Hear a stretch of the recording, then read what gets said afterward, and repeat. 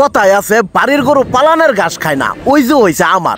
আমি জামালপুর মেলান্দয়ের পোলা হইলো এই মেলান্দরের মধ্যে তেমন একটা সময় দিবার পাই না। বিভিন্ন জেলা উপজেলাতনে ডাহাডাহি বিভিন্ন জেলা উপজেলাতনে শুটিং এর শিডিউলের ব্যস্ততা থাকার কারণে আঙ্গরে এই মেলান্দরের মধ্যে তেমন থাকা হয় না।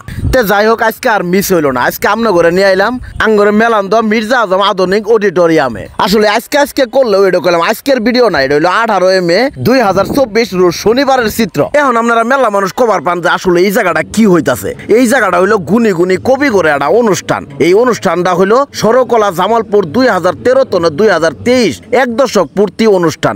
কবি কাব্যপ্রেমী আবৃত্তি শিল্পী মিলন মেলা 2024 গুণীজন সংবর্ধনা অনুষ্ঠান। আসলে এই জায়গাটা তাঙ্গরে জামালপুর মেলান্দর মেলা দামি দামি মানুষজন আছিল। প্রধান অতিথি হিসাবে আছিল প্রফেসর মোহাম্মদ জাওয়াদুল হক স্যার, ট্রেজারার শেখ ফজিলাতুন্নেসা মুজিব বিশ্ববিদ্যালয় জামালপুর। বিশেষ অতিথি হিসাবে আছিল মেলা গুণী ব্যক্তিরা। তাগরে নামগুলো আমনে করে এক এক করে হুনাইতাছি।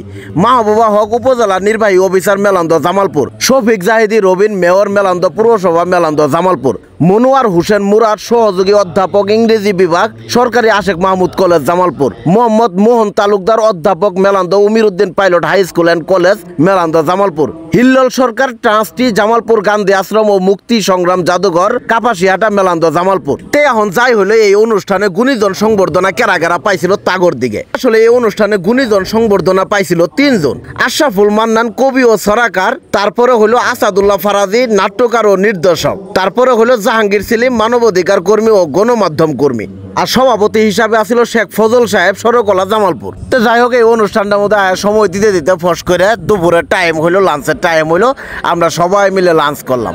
লাঞ্চ টাঞ্চ করার পর বিভিন্ন কবিতা আবৃত্তি বিভিন্ন আনন্দ উল্লাস করতে করতে অনুষ্ঠানটা হয়ে গেল শেষ।